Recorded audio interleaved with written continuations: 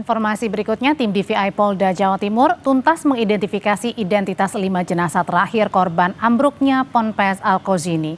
5 jenazah terakhir yang teridentifikasi identitasnya yaitu atas nama Solihan, laki-laki berusia 17 tahun asal Bangkalan, Raihan Rafa Aldiansyah, laki-laki 14 tahun usianya asal Bangkalan, Fairuz Sirojudin, laki-laki berusia 16 tahun asal Sidoarjo.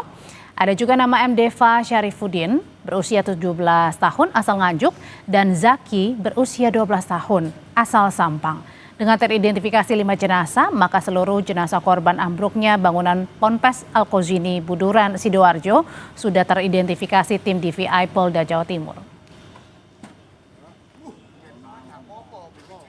Sampai dengan hari ini, tim gabungan telah berhasil mengidentifikasi total 63 korban dari 67 kantong jenazah yang diterima.